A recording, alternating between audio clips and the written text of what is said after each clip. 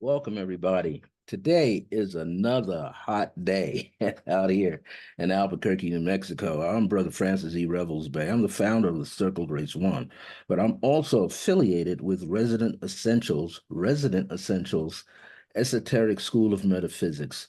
Now, this is going to be a pre-recorded format today, which is on the Thursday of June the 26th, I believe, of 2025. Now, the reason why I'm doing it this way, I may do this whenever I have to.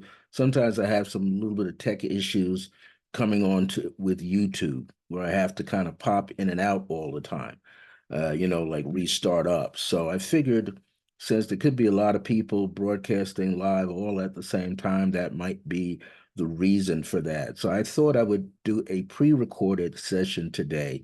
And this is a talk that'll take about 25, 35, maybe 40 minutes. Today's topic is meditation, one of many spiritual pathways. Let me say that again. Meditation, one of many spiritual pathways to receive and express the living principle of grace. Now, many of you know I talk about grace all the time. In a lot of my topics, I talk about grace because I want to share with you the wisdom and the knowledge that the Spirit of grace can offer every one of us, okay, that are here, and especially in these, what people call these trying times. Everything that we see going on in the world today is not sitting well with many of us, with millions of us. We're not sitting well with it. And so today's topic is not really about politics, but it's about us and the things that we need to stay focused on as well so that we have a better life and an easier life, a more peaceful and harmonious life for ourselves, family members, loved ones, close friends, for your neighborhood, for your environment. We are all spiritual sentient beings. That's one of the things we have to realize. We are all spiritual and sentient beings. Sentient means through our levels of perception, we have the ability to feel things that are going on around us, to us, through us, whether it's with other people or not.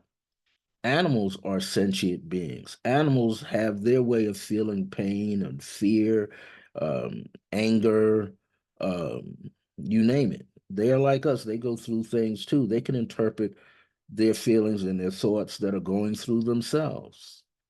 And so we're all on this planet together. And I wanted to come forward and share just a bit of this message with you today to remind you that you are more divine than you realize.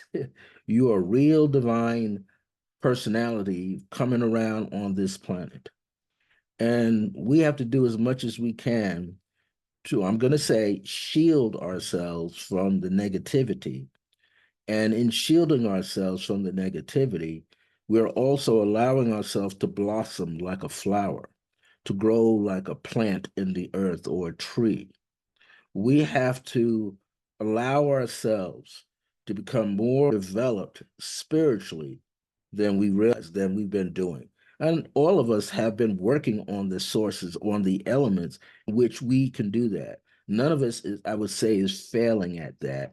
We are actually putting forth more energy and more information out there in the world.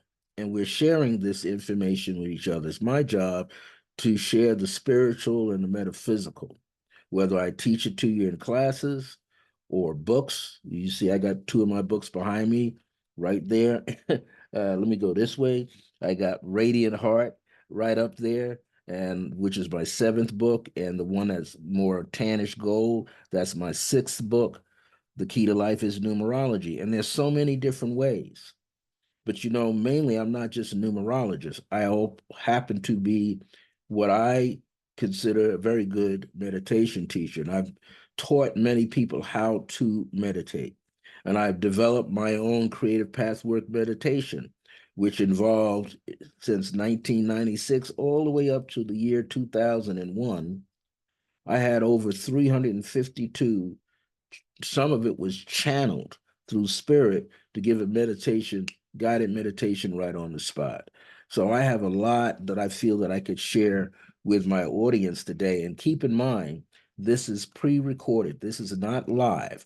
But if you want to leave some comments down there, whether you see this video on my Circle of Grace One YouTube channel or on Residence Essentials YouTube channel, please leave a comment. Leave as many comments as you would like, because I will come back and read them and see what you have to say. But I want you, once you see the video on either platform, on YouTube, please click the share, click the like button, and then click the share and pick the word link and send it out to people who you feel would benefit by this. Okay. So again, I've been a spiritual counselor for over 40 years, and I do my best to help people gain greater sense of clarity in their life with themselves. Now, that's provided that they're open to it.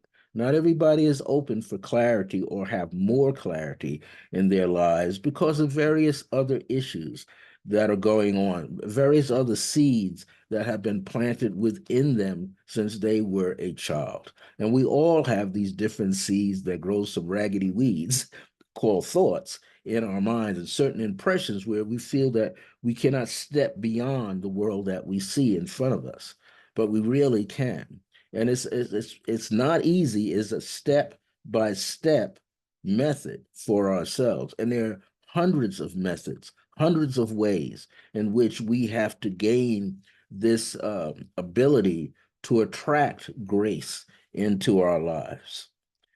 Every path is not a spiritual path, but most of the paths that we are on are because of who we are. Now, each and every one of us that's listening right now, you are on your own spiritual path. It's a pathway of light, of divine expression coming into your life. But also, what I want you to realize is this: you're born with this. We all are, because we're coming through the ethers, through the heavens, as one says, through the firmaments, and coming into this current world. But we're not coming here by accident. No, we're not here by accident. We're literally here by design. Whose design? What we call prime directive, prime creator's design. You might say the real big kahuna. We're all an extension of the greater forces of the universe. We have been all over the galaxy. That's why people talk about the galactic system of Lyra, Lyra. I talk about Sirius B, where Akhenaten and Nefertiti are from. That's where they claim their home to be. The Dogon African tribe, Dogon, say that they are from there as well, and they know exactly where it is in the heavens. And then people talk about Pleiadians. And there's more and more concepts of thoughts and ideas about different, I'll say, different regions of the galaxy, where there are more and more and more beings coming through. This is why people talk about ETs, right? Extraterrestrial beings, and that they're coming from different realms of consciousness, and I'll say different zones of realness, not just reality, of realness. They're coming from a completely different era. Could be, let's say, coming from the plausible so-called future, but they're coming nonetheless. Some are already here, been here since 1947 in Sirocco, New Mexico, and here around in this area of Albuquerque. And I'm not going to say anything about the bases because I don't want people to think I'm involved. But we know that they do exist. And many of us have had what we call the galactic otherworldly experiences. I've had about at least three or four, and I remember way back since childhood. So, but you got to find the right groups in which to share that information with. You just can't drop it out there, okay? You always have to kind of protect yourself. So, in this particular topic, one, meditation is one of many spiritual pathways. What are some of the other spiritual pathways that we all can feed into, that we all can experience? Well, yoga. How many of you have practiced some form of physical yoga? I have. That's called hatha, sun and moon yoga. There's other types of yoga, Kripalu yoga. There's Jnana yoga, which deals with the different essences of the soul. There's Raja yoga that deals definitely with the cleansing and the raising of the soul's vibration. That was something that Sananda was supposed to have done in his travels between the ages of 13 going up to about 33 or more. These are the different aspects, the different journeys. Some people come across the study of the ascended masters like Revels-Bey, Hilarion, and all these other figures. Are they real or not? Well, some of us may claim that they're not real, and others may say they are real because they've had their own remembrances and personal experiences. I've had my remembrance of being with Akhenaten and Nefertiti and the teachings that they taught. And I realized that some of these teachings that I have embedded in my cellular memory are from those times when I was with them. It's no accident that I'm discovering that they know about selenite. I'm discovering they know about other gems and things that radiate a lot of energy or absorb a lot of, such as like lapis lazuli and all these other gemstones. They know about magnetism. They did it in their time. And now there's some discovery that's going on where people have gone underneath the pyramids of ancient Kemet, known as Egypt, and discovered chambers and literal poles. And these poles are supposed to give off some type of magnetism that attracts through the apex of the pyramid. So these we know that these things are coming to light, but where are we in this movement of light upon the face of the earth? One of my students asked me Tuesday night, if this is all possible to have peace, why is it that humanity continues to fight amongst itself? And the answer that came through from one of my ancestors, Mother Grace and Grandma Charlotte, was ego, ego. That side of ourselves that wants to be separated from everybody else, that side of ourselves that may want to feel superior than everybody else and superior over other life forces, life beings of energy. We're not the only one on the planet, but we think we are. you know, Many. Now I say we think we are collective humanity, is out there being destructive, right? And it's not the first time, and it probably won't be the last, but at least we're going to see some lessening of it at some point. It just can't continue to mushroom and become like an avalanche. And those people who think they could hide, they're not going to be able to hide from it because when the whole earth shakes, everything going to shake. Everything going to shake, rattle, and rock and roll out of those things. So we have to be more in tune with the true man, true woman, true child, true girl, true boy, in order to connect with the other sentient beings in the earth, through the water, in the land, in the sky, and on the land. We have to develop these things. Now, for a long time, it was almost like a fad where people would go out to the reservations and study for years. They met someone who knew someone on the reservations, and they would go on these reservations to seek out the medicine woman and the medicine man, but also to seek out the shaman. And who is the shaman, or sometimes pronounced shaman? The shaman was one who was also knew the skills of a medicine woman and a medicine man, also knew how to give guidance to the chiefs within the tribe. Because sometimes they were warring tribes, right? So they had to have someone there with that unique spiritual insight and outer sight to be able to determine when something was coming their way, such as a physical attack or a shift of nature and time, weather storms. The shaman could connect just like the medicine man and the medicine woman. The shaman had to know how to do everything. And I learned that little statement right there from one of my colleagues back east on Long Island. And she said the same thing. The shaman had to know a little of everything.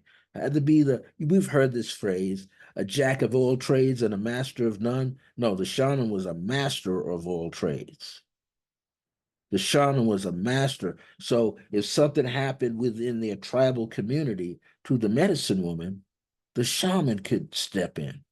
If something happened to the medicine man, the shaman or shaman could step in because he was aware of all of the herbs. He was aware of all of the tools. He was aware of all the prayers and all the invocations. He knew where to go on within the community, the extended community of those tribes. He or she knew. And sometimes, this wasn't always a good thing, but sometimes only men were taught it. Men were taught to be the shaman. At some point, there had to be a breakthrough, right? Where amongst them were children who were young girls who were born with this innate ability to see for the tribe. And just a matter of testing that she did not call for, that maybe the elder men put her through tests and the warriors put her through tests, but sooner or later she was it. She was the true gem of that particular tribe and could guide them. Now today we have to recognize that we have to help the children, the ones before us. We don't want to leave this world in the condition that it's in when they got like, what is this nonsense? But we have to pass along not only earth skills, how to live off the earth. I'm not one who can profess that, but I stay in, as they say, I stay in my lane. So those who are the doulas, and those who are the medicine men and the medicine women, and those who are the warriors, the protectors of the villages, so to speak, those who can communicate with their aunt, like I communicate with my ancestor, but sometime beyond my late mother and her mother, I can communicate with other ancestral guides when the time is meant to be. The time is right. We all have our abilities. We all are born into this world because we come from another world, so to speak, another world of a higher vibration where we utilize our other skills. And what we might call gifts today, they were skills from a long time ago. So grace does not just show up in your life and it's easy when you receive it. Sometimes it is, and some other times it's not. That gives you a balance. Sometimes it is on you and you know it is, and you can feel its presence upon you in your life, or you know it's coming through the ethers towards you. And then there's moments where you might have some confusion and you can't feel a thing. You don't know what's out there coming. You don't know what you're about, as they say, what you're about to walk into or walk on, right? So meditation is a skill that we develop to the extent that we can connect it with mantras, which are chants of certain phrases. We could connect it with the bijas, which are seed words that unlock the doors of our consciousness through our different realms, our different layers of the chakras. We have more than 7 chakras. We have been taught that there are 7, but they are minors according to the petals that are connected to the chakras. There are more. When we look at the statue of called the Buddha, sometimes you'll see the plump Asian Buddha. He represents prosperity and good luck because he's plump. Okay. But then you see the one who's slim, slim waist, broad shoulder, the barrel of the chest coming down, sitting in a meditative pose and having a bead right here, which represents the awakening of his third eye. And his hair is so designed it looks like petals. And that's a message that says the 10,000 things, the 10,000 methods of communication, they are truly infinite. So he's gathering his wisdom and he's showing you through the beads of hair upon his scalp or leaves. And then right here, we all have this emanation and happening all the time. We just have to realize that being spiritual means that we have light. We flow into this world with light. We came from a place of light, but of darkness at the same time. There was no spotlight in the mother's womb coming up the passageway to come out of the body. There was no light, but there was an inner light. And that inner light was a connection between the mother who's carrying the child and the child. That connection is automatic. So it's amazing. What other methods are there? Well, people practice martial arts. People like to go, if they can, spend the money and go with a martial arts instructor to the Wudang Mountains in China or into the Shaolin monks locations in China and other parts of the world to get this training. But the training they're getting is very physical training, training the body to take, which I must say, blows or kicks or other things, inclement weather, over hot weather, over cold weather. Because when they're up there in those mountains, there's no air conditioning running through there. You walking in and out of stone, right? There's no heating system up in there, but they learn how to control their physical body, so the body is not wanting for anything. The body is producing the internal prana, spirit, or chi that's embedded inside of themselves. So people experiences, whether it's the sports like boxing, or better yet, though, martial arts. The grandparent of martial arts is qigong. So there's that, and then there's Tai Chi Chuan. There's so many 4 different schools, and the 4 different schools have their own schools. So you have all these different means in that sense of the word. Then there's people who study sound frequencies to unlock the doors of the chakras and hopefully unlock the heart and the crown and the tailbone. So all of these work together using tuning forks or Tibetan bowls, the metal bowls with the Durga stick, or Dorj, I should say, stick to ring the metal, or they use a crystal bowl, sound bowl, which they have a stick that's padded with leather, raw leather, and they could, bring up the sound that way out of a bowl and make it resonate. There are gongs, huge gongs that people use, gongs this size to gongs that are bigger than the body, as tall as one's body. There are many other sounds. The most sacred of sounds is our own voice. When we chant a mantra or sing a hymn of some sort or a poem of some sort, we're bringing forth the internal being known as your higher self. That's the one you're singing to, that has that aspect of yourself known as the higher self. And I write about it in my book back here, Radiant Heart. Maybe I might read a passage out of the book, so let me bring it down here. But these are experiences that we are having all the time, or that we can begin to treasure these experiences over and over again. Because why? We're striving to arrive somewhere that we know. We're striving, as they say, to quote unquote, go back home. People get there. I want to go back home. I don't want to be here. Sometimes we all go through that pressure, even as teachers. Sometimes we don't feel like being here. We want to be somewhere else. And so we want to know what we need to know. We want to be able to go into that part within our heart and mind, inside the brain and inside the mind of the brain, be in the region of the heart, and begin to remember this light that we have carried with us for eons, from one lifetime to another, from one galaxy to another. We're just highly focused on here. So when we focus so much on this earth plane, we think there's no other plane of existence. So there are like many, many pathways, spiritual pathways. And the whole idea for a spiritual pathway is, in essence, a journey to higher consciousness, higher awareness, but also the ultimate of enlightenment.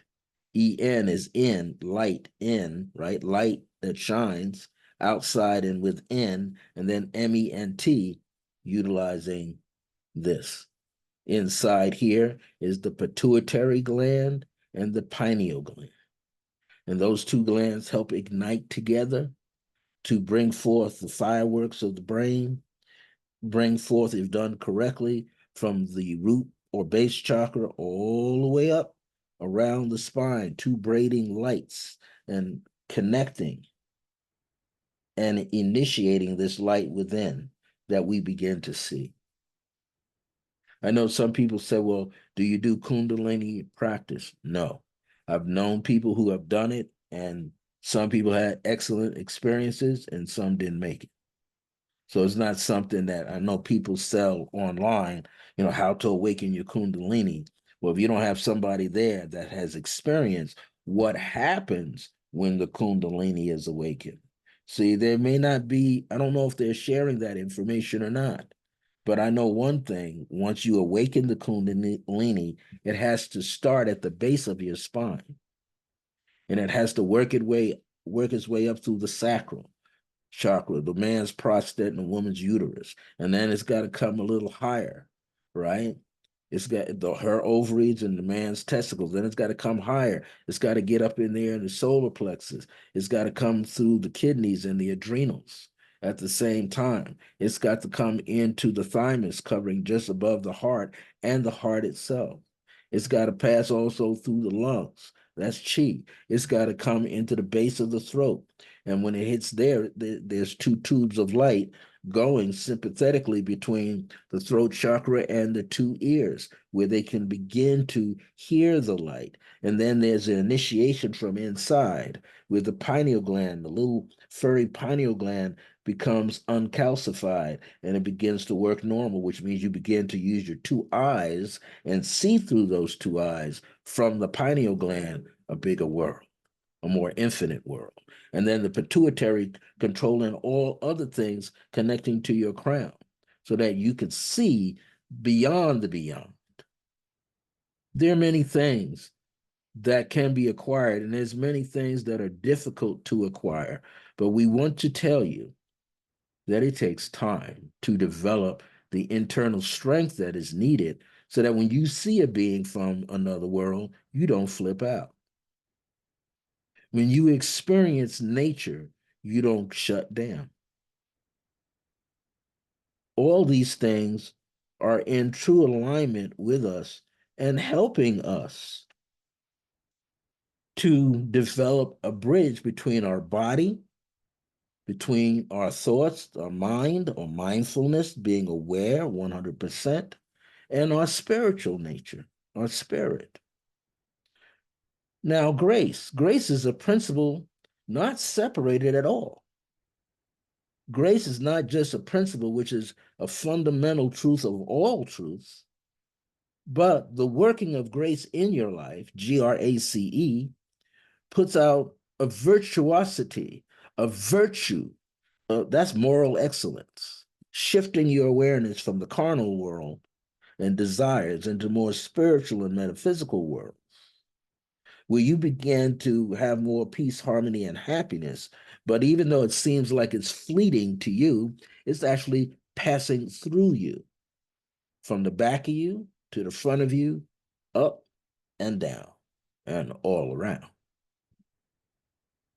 We all are living in the conscious awareness or unconscious awareness that grace exists. I'll say that again. We all are living either in a consciousness or an unconsciousness of grace. The unconsciousness is we may not be able to recognize how it's showing up in our lives. But maybe we can reflect later on. Oh, I couldn't make that bill, but something happened and people started calling me for my services, for my products, and now I'm making that bill. That's the spirit of grace. That's the real quality of grace. That's when we're open to a higher frequency. And that higher frequency is right here. It's trickling down, and we're beginning to interlock with it like a mini pod docking into a bigger ship, the mothership. That's us. We're mini pods docking into the mothership, the divine presence of all. That also is equally what? Infinite. So we begin to see this and ride on this possibility of things. And can we remember? Well, we got to put ourselves in position to remember. And there's a lot of things going on with you, especially those of you who are parents, who have children, or single parents who have children, or adopted children for certain parents. It's all a time and an effort of journey of work where we're trying to sweep up our lives, make them cleaner, so spirit can see us. So when we radiate things that are connecting or things that desire to have a connection with us can begin to connect with us. We all come through the presence of the divine.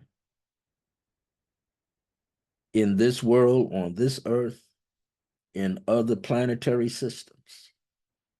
There's other beings who could reach out because they don't have any hurdles. They don't have anything holding them back. In their worlds, they can see. They can see us very clearly. They can hear us when we speak. But guess what? They can interpret all of that. It's no accident that they are multifaceted beings. We can speak in English or broken English or some kind of English or some kind of Latin or German or Spanish or, Celtic. They interpret it and know exactly what you're talking about. These other beings know things. And they will always come out and present themselves to those who are centered within themselves, to those who they can see their light brimming and shining forth through their pores into the auric field. These things are always possible. And we have to begin to pay attention. We have to do to develop ourselves. It's essential. Meditate every day, just not a few times a day, every day. Do your best to meditate. Do your best to focus on how you're breathing. That keeps your mind at peace. It keeps the energy from bouncing all over the place because now you're breathing, you're at one with breath. And if you focus on the center of the sternum, that's behind there is the physical heart. And if you can breathe through the heart and expand through the heart, you open up like an umbrella on both ends. Beneath you, the umbrella opens up to receive the wisdom of rain coming into you from above and through you yourself. And then there's the umbrella above you that keeps out things that could interrupt your path, your journey. So it is inevitable that we are meeting our higher self. And there's one day when we do meet the higher self. And some people say, well, I think I met the higher self. Well, you may have met the higher self, or you may have met a representation of your higher self. Because one of the things about your higher self, and a lot of my students, if you get to meet them and know them that study with me, they will tell you there's a moment where there's someone looking at them. And when they peer back through that mist of light, the eyes are similar to their eyes. Now, how is it that they're seeing themselves? The higher self projected itself through a reflection of your own eyes to let you know that you're one and the same. It could hear you, smell you, touch you through the ethers, feel you, sense you. It's just a higher vibrational sentient being. But the difference is your higher self, which is really you on another level that understands the divine nature in all things. That's right.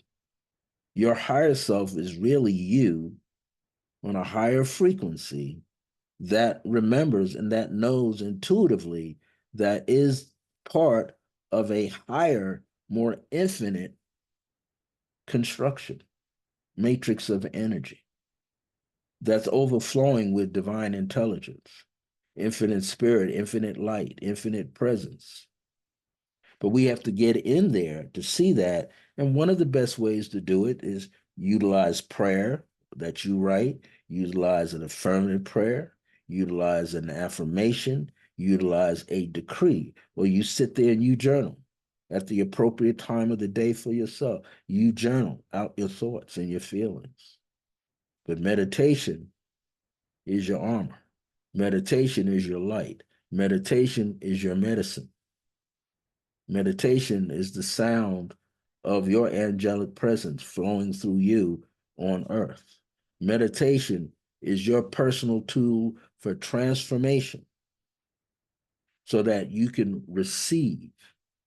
And in that word, receive, that word is, I believe, Latin.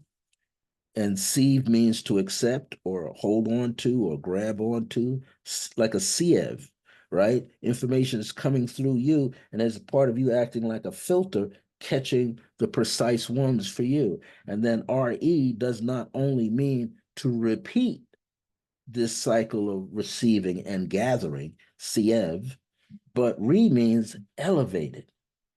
So you got to elevate yourself through self-study, elevate yourself, studying movies, studying material that you have, books around you, going to lectures and conferences and symposiums and retreats. But guess what? It still is you. You are the one that has all of this, and you're the one that has to bring it out now. And sometimes we see these things in the world that happen because they act as a trigger. So if you're hiding behind a rock and don't want to be spiritual, the rock can be exploded and you can be exposed. If you're down in a cave somewhere, be run out by a bear. Don't come in here. This is our domain where we huddle together. But if you're on that same resonation, that same plateau, in a certain frequency of the mind, the bear may not bother you. The bear might say, he's one of us, it's okay. In fact, he snores too loud. Or she is always cuddling, cuddling, cuddling. And we want to cuddle with ourselves, but she's cuddling with us. So I guess we better let her in because she seems to be having no fear about who we are.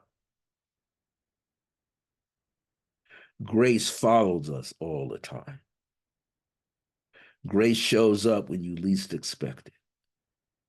When you're in a tight bind, grace causes you to be quiet so you can listen. Grace causes you to be more observant so you can begin to remember and see what it is that's all around you, where the keys are literally right there in front of you. When it comes to your levels of remembrance, you find many keys. And if you put your heart into it, you find even more keys. And then you realize the biggest key is yourself. So let's do a little meditation before I wind down here. Let's do a little meditation together to lead you on a path where you have a better connection. So what I want you to do, I'm going to take a part from my book. And I want you to at least consider it. You can replay this anytime you want. It'll be sitting on the Resident Essentials YouTube channel, as well as my Circle of Grace 1 channel here on YouTube. But I want you to gather yourself. I want you to begin to breathe and relax while you're breathing. I want you to remind yourself that you are a being of light. Remind yourself you are a being of light. You can just simply say to yourself, I am a being of light. And then say, I am a spiritual sentient being of light. And when you feel it in your heart, the energy surge gently around your heart, then you can say, I am a divine being of light. And all that flows around me is in me. And everything that I seek and know to speak and know to gaze upon is within me. Continue to breathe evenly and gently. Take your two hands up like this, and where your fingers fall, that's the heart point on your right hand and your left hand. That corresponds to the right and left side of your heart. When you bring them together, you're bringing the right and left side, the up and down side of the heart, and you're gently feeling the half of each side, the right half and the left side of your brain. If you tune into it while you're meditating, you'll feel a tingling sensation. You'll feel a tingling sensation between the right and the left hemisphere, but you'll also feel it in the folds of the brain. Just relax. Take this moment to delve deeply inside of yourself.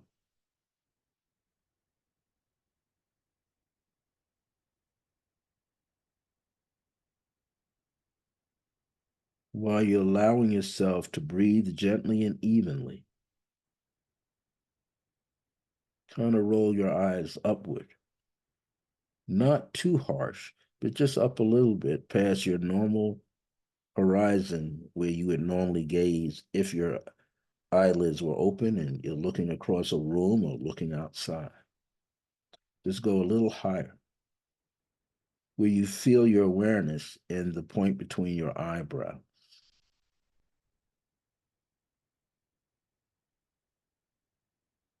For inside, the pineal gland sends out energy, light, and it hits up right there around your eyes and behind your eyes and the optical nerves of the eye.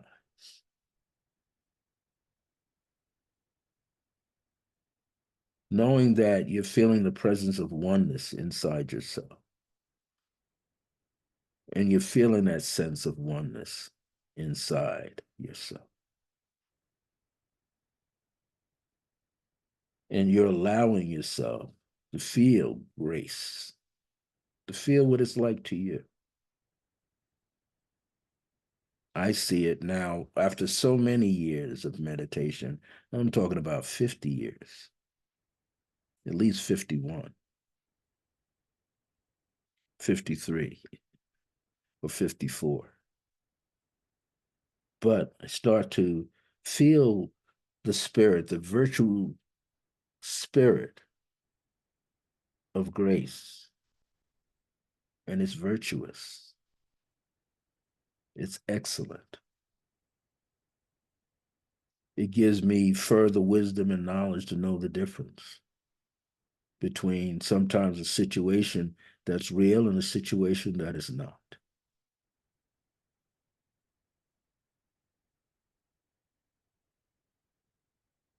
You feel that sense of energy that's building up inside yourself. Just don't let it sit there on your shoulders or sit there in your rib cage. Just take your breath and focus on some part of your body and send it in there. Let's say you have stiffness in your pelvis, right hip or left hip. I want you to just touch it gently. And I want you to remember that touch and then focus your breathing into that spot.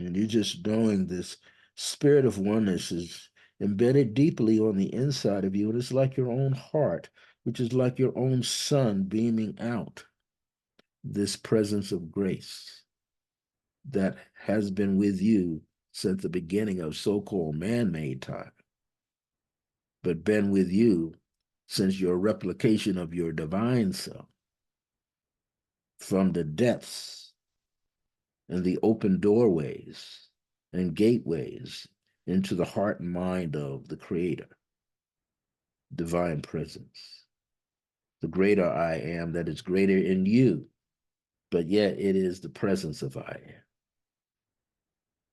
the one that identifies its own divinity and own presence within you, that I am presence. The one that can signify and understand and see into you your truth, your valuable self, your loving self, your kind self. It is your time to rise gently within inside yourself and to embrace, to allow yourself to receive the light of divine grace and then embrace it as your own. You would not be stealing from the heavens because you are a part of the heavens.